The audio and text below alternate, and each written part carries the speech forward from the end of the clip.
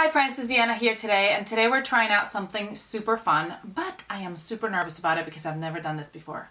Let's try to make a square neckline. For this, I'm going to use the Wrapped in Love pattern because it is a lined bodice and that will work best for the square neckline. I'm super excited about it. Let's do it together.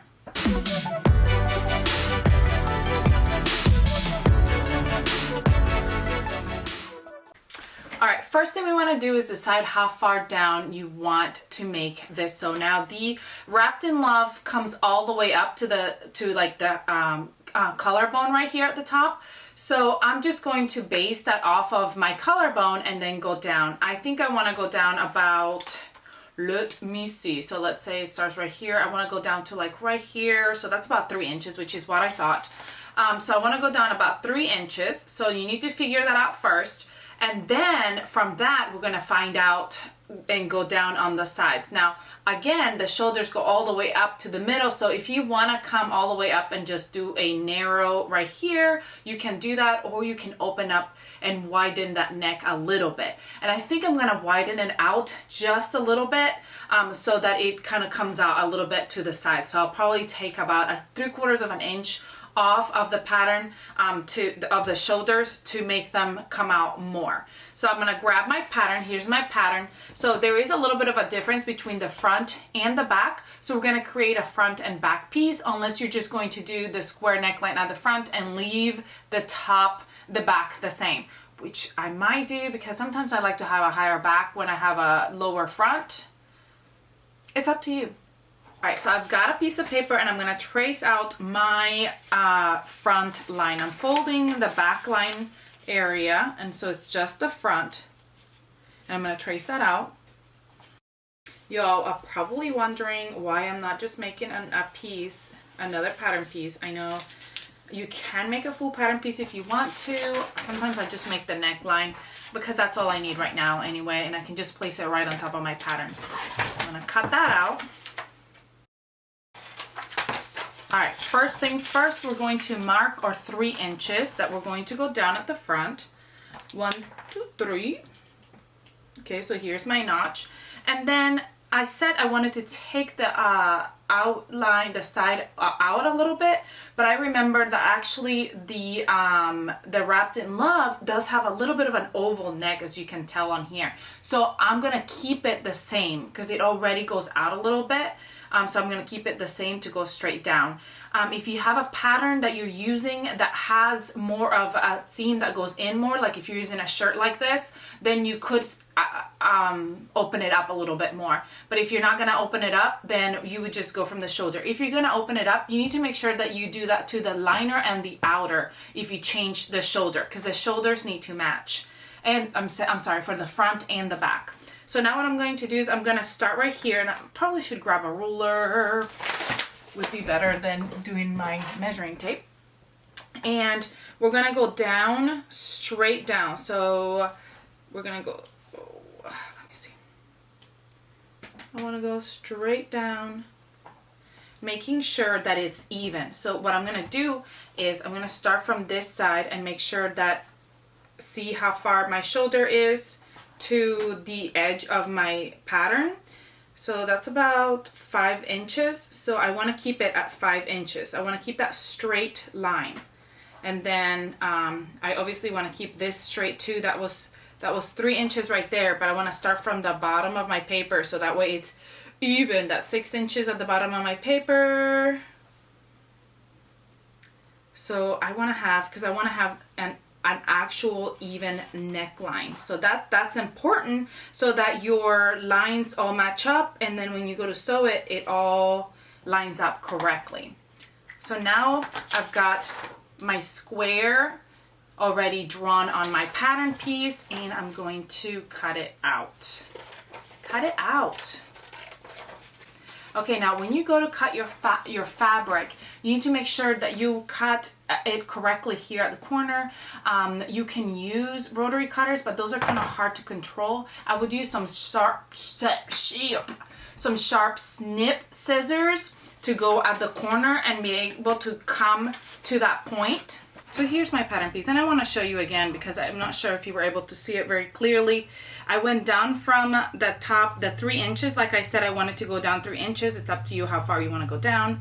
Then I wanted to make sure that it's all even. It's a straight line. So I went from the bottom and measured from my paper that I'm using where it ended, because that's a straight edge at the bottom.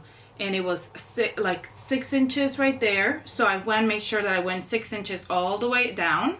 And then I did the same on this side. From the edge was 5 inches, and I made sure I went 5 inches. So it's a nicely squared off, and I drew that. Then when I'm cutting my fabric, I want to make sure that I'm going to go up. And right when I get to the corner, I'm not going to do my rotary cutters, but I'm going to do some sharp scissors to cut. So it cuts right up there. And instead of trying to turn and go this way because it's hard, I'm going to go back up the top and cut this way. Like so. Then when I get to the edge, make sure you have some sharp scissors, whether it be this scissors or whatever scissors you have that are sharp, so that you get that clean cut right there. Then you can place it kind of on your mat or whatever you have, like your cutting board or whatever, and make sure, look, it's nice and even. You want to make sure that your lines are nice and even. If you can see right here, there's my grid. Sorry, my mat looks kind of messy, but you can see that it matches up evenly, so your neckline is nice and even. So now I'm going to use this piece to cut out my pattern piece. And what I'll do is I'll place it over my pattern piece, my existing pattern piece. And you can either go ahead and make a full new pattern piece. That way, you know, you don't have to like, I probably will do that because this is kind of hard to just fold in. So you can make a whole new full pattern piece so that everything else is the same. It's just the neckline is the only thing that's changing. I'm actually just going to cut out this pattern piece and use the same pattern piece for it. All right, so that is my front piece. You can do the same exact thing to the back, but I am not, because I want the back to stay up. So now we're going to grab our fabric and cut this out. I am using a Liverpool for this pattern. I just wanted to look fancy and nice, so that's what I'm using. But I am going to use a double brush poly as my liner because I wanted something lighter for my liner. And so that's what I'm going to do. Again, remember what we talked about when we get to this side right here. You're going to go into that corner. I want that straight. And then you're going to come out from this edge and go in. I probably could have moved my fabric so that I have a sharper straight edge, but I didn't. Thankfully these snip scissors are very sharp. There we go. So then I'm going to do the same to cut the liner. And my back piece. Here's my front pattern piece together already. I shouldn't need to change anything for the back because I kept the shoulder I kept it just as big, so that should fit just right there.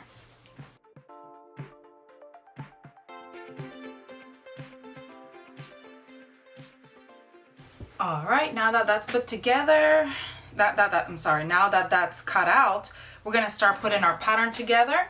And I'm gonna grab my back and my front, and I'm gonna match it at the shoulders. We're gonna do this for the liner and for the outer. We're gonna get those shoulders prepped and ready.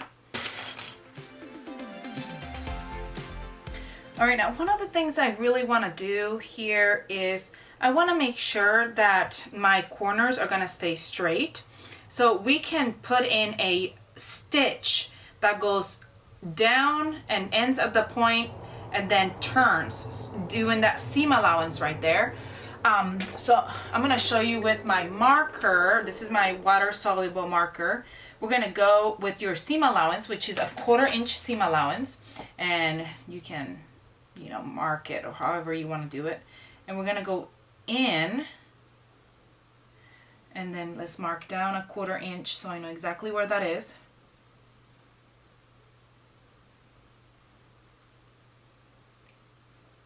Okay, so there's my 1/4 inch, and we can go and sew stitch right here at a 1/4 inch so that we can have that corner nice and prepped right there. And we can do that for all of them, or you can mark it. That way when you go to sew it, you can sew a sharper, you want to have a sharp corner right there. You want to have a sharp square. I'm sorry, I couldn't think of the shape that we're trying to create. We're trying to create a square neck.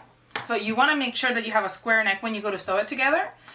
So this will help you to get that perfect square neck. All right, so there it is.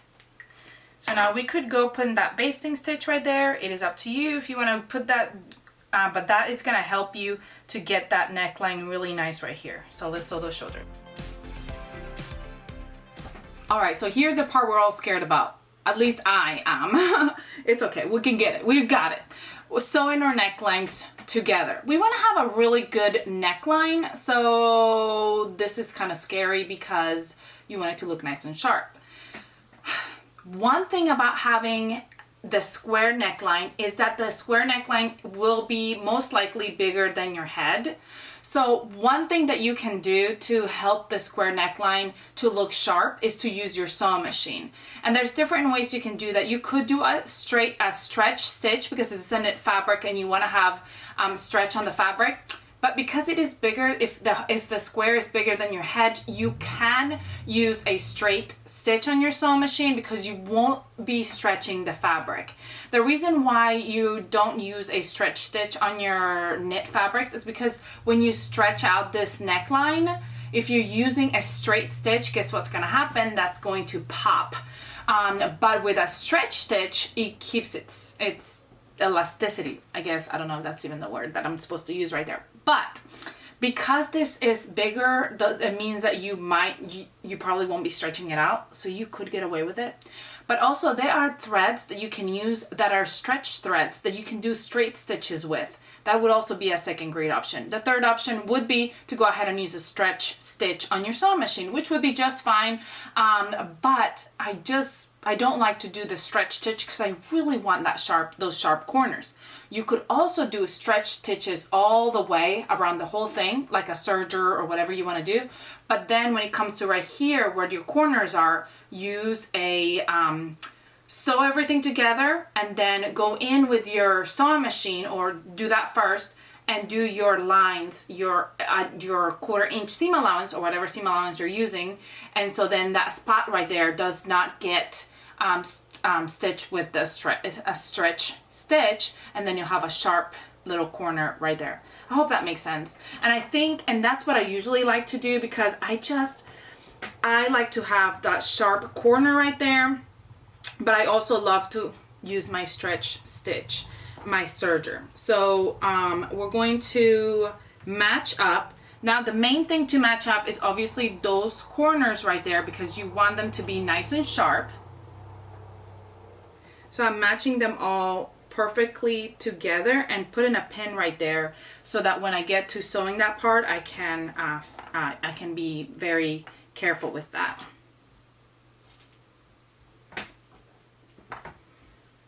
Now, what am I going to do? I'm going to do the third option that I mentioned, or second option, whatever number it was.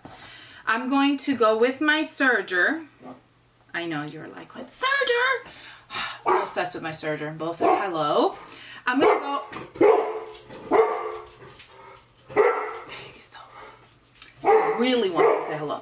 I'm gonna go with my serger and I'm gonna start. Well, actually, first I'm gonna go with my sewing machine and I'm gonna go where I place those marks, and I'm actually gonna go about 1 inch up from that mark and go down to the pin, and then turn and go about 1 inch in. And I'm gonna do that on both sides. Then I'm gonna come in with my serger, and then I'm gonna close in the rest of the neckline. It's really nice that I have that mark to guide me. So then I'm just gonna leave my needle down and turn the other way, put my foot down and continue.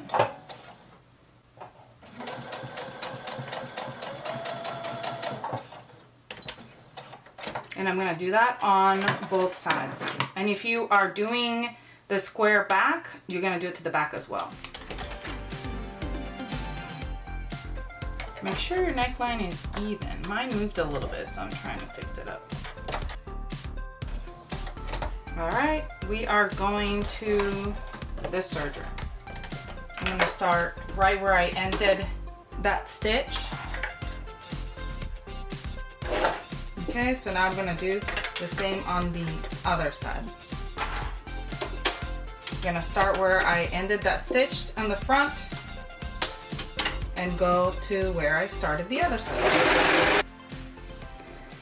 All right, again, that's the option I chose to go with, but you can choose to do it all with a stretch stitch all the way down. But do you see that right here is where, see how it matches up? If in one of your spots, like right here, it's not matching up, you want to make sure that you match it up. It's because I went in before I was supposed to. So I'm going to keep going the straight stitch, go straight until it matches up with that stitch, so you won't have a pucker or anything on the other side. And then another thing we're doing is right here where that seam allowance is, I'm going to clip all the way up to that corner like so. And I can trim some of this bulk out so that way it's not bulky when I go to turn it. And I'm going to do that on both sides. Now that we've done all that, we're going to turn our neckline, our fabric or liner and our outer, turn it in and give it a really, really good steam. Now, one of the things that when you do an outer and a liner, that it's recommended to do is to understitch your liner to your outer. So you would go and stitch this seam down to your liner, your seam of your outer and to your liner, because then this will not keep popping up like this. I don't like to understitch.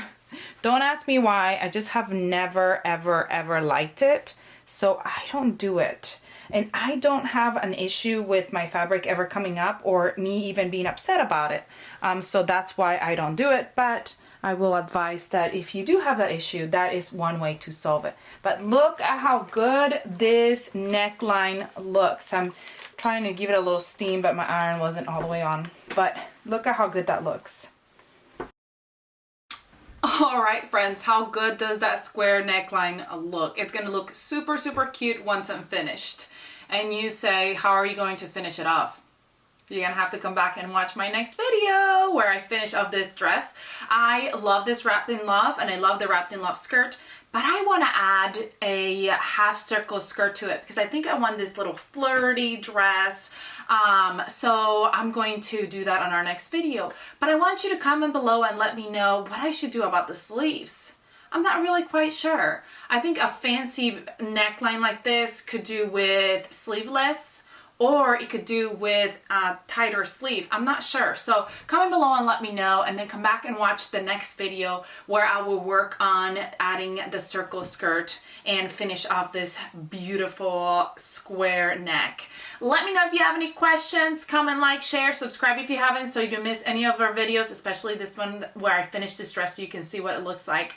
I hope you have a great rest of your day, and I'll see you all next time. Bye!